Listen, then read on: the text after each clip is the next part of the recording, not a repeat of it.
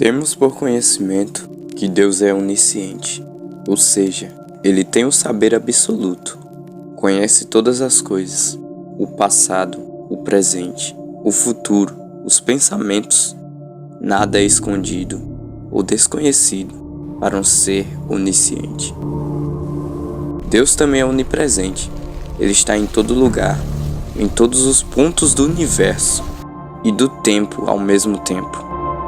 E por fim, Deus é onipotente. Ele tem poder ilimitado. Significa que ele tem o poder absoluto sobre todas as coisas. Nunca sai do controle e pode realizar tudo de acordo com sua própria vontade. São 3 atributos teológicos de Deus que conseguimos extrair da Bíblia Sagrada. E perante a esse Deus chamado de Todo-Poderoso, será que alguém conseguiria fugir, se esconder, ou até em seu interior pensar algo que Deus não irá contemplar? A Bíblia diz no Salmo 139 as seguintes palavras: Para onde poderei eu escapar do teu espírito? Para onde poderei fugir da tua presença? Se eu subir aos céus, lá estás. Se eu fizer a minha cama na sepultura, também lá estás. Esse salmo é atribuído ao rei Davi, um jovem ruivo que era pastor de ovelhas por ordem de seu pai, mas foi escolhido por Deus. Afinal, o reinado de Saul já não era mais do agrado do Senhor. Então Davi, ao derrotar o gigante Golias, aconteceu muitas coisas em sua vida, até que ele chegasse ao reinado. E Davi reconheceu que não há como escapar de um Deus que tudo vê, que tudo sabe e que está em todo lugar. E quem seria o homem capaz de escapar desse Deus?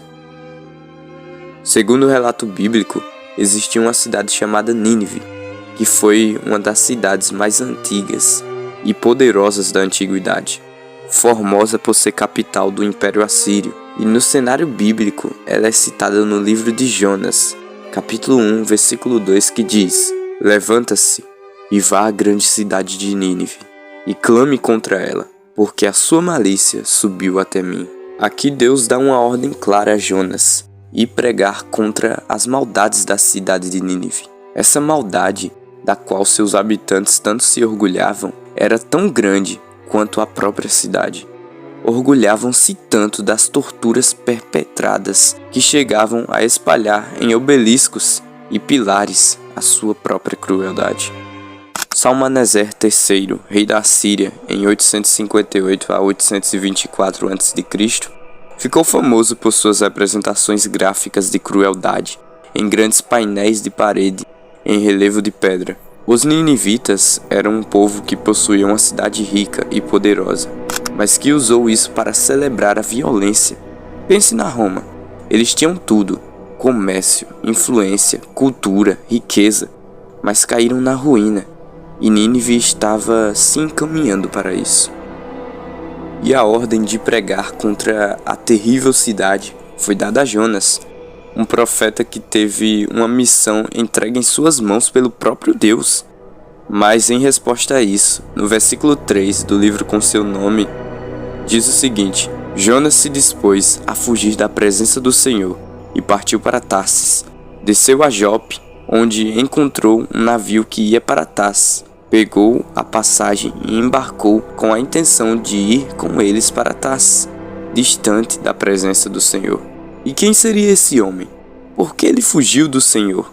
A única descrição que temos de Jonas é que ele é filho de Amitai, mas em outro livro da Bíblia, que é 2 Reis, capítulo 14, dos versos 24 ao 26, descobrimos que ele viveu no período do reinado de Jeroboão II, e seu pai, Amitai, era um profeta também. No reinado de Jeroboão II, sabemos que ele foi mau aos olhos do Senhor.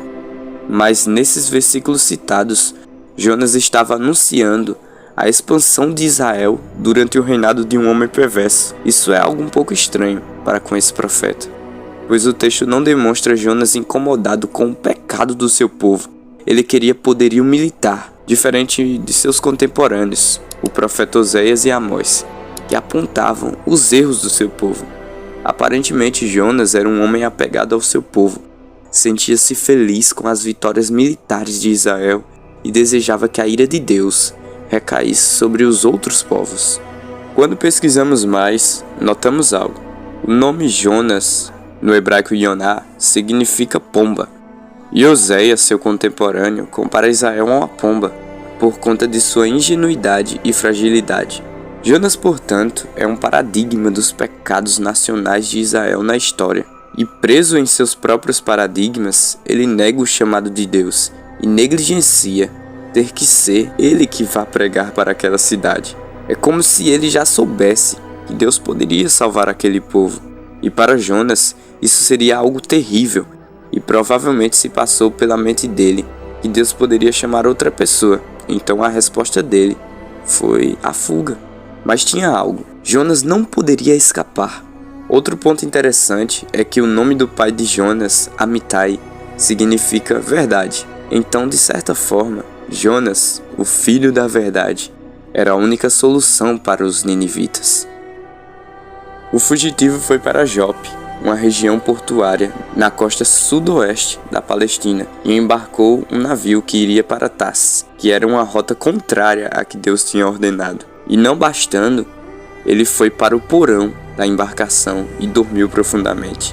Jonas poderia ter noção que não poderia fugir de Deus, mesmo pegando a rota contrária e ficado no porão do navio. Pois assim como o peixe não pode fugir da água, e a estrela não pode fugir do espaço, e o ser humano não pode fugir da existência, Jonas não poderia se esconder da sua missão. Mas o Senhor lançou um forte vento sobre o mar, e houve uma tempestade tão intensa que o navio estava a ponto de se despedaçar. Em A Tempestade, considerada a última obra de William Shakespeare, o rei de Nápoles voltava para a Itália de uma viagem de navio à África com seu filho e alguns nobres, quando são surpreendidos por uma terrível tempestade que os faz naufragar em uma ilha quase deserta. O que eles não sabem é que aquela tempestade foi provocada por Próspero, um mago que controlava uma figura poderosa chamada Ariel, com o propósito de casar sua filha com o filho do rei e assim escapar de seu isolamento naquela ilha. Uma tempestade gerada por um ser divino para cumprir um propósito oculto. Aquele vento e ondas eram um poder de Deus para evitar que Jonas fugisse de sua missão. Aquilo tudo era tão aterrorizante que até os próprios marinheiros, acostumados com as intempéries do mar, entraram em desespero, e o texto declara que cada um clamava ao seu Deus, e até lançaram suas cargas ao mar com medo do naufrágio, o que fez o capitão daquele navio ter que chamar a Jonas, que mediante a isso ainda continuava em profundo sono. Jonas, que deveria ser alguém apaziguador, um exemplo de profeta naquela situação toda. Como alguém poderia ter tranquilidade ao fugir do Deus vivo? Então ele teve que ser repreendido pelos ímpios para despertar de sua sonolência. E eu diria que não só física, mas eu diria que até uma sonolência espiritual. Pela boa percepção daqueles homens, logo assimilaram que Jonas fugia, de alguma forma, desse Deus. E então Jonas declarou: tomai-me e lançai-me ao mar, e o mar se acalmará para vós. Pois eu sei que esta grande tempestade vos atingiu por minha causa. Mesmo que evitassem matar aquele homem, que outrora não se importou com eles e apenas dormiu, eles foram possuídos por um grande temor, e eles clamaram ao Senhor. Algo interessante é que Deus colocou os marinheiros no caminho de Jonas para constrangê-lo, como se dissesse: veja, Jonas, Nínive é cheia de gentios, e mesmo em uma terra de maldade, você pode encontrar pessoas com compaixão. Por que você não teria compaixão deles? E Jonas foi lançado ao mar, e o que era para ser uma morte fria, ao se oferecer como sacrifício para evitar a morte daqueles marinheiros, mal sabia ele que aquelas ondas violentas eram as ondas da graça, a qual Jonas seria arruinado e encobrido pelo amor desse Deus Todo-Poderoso.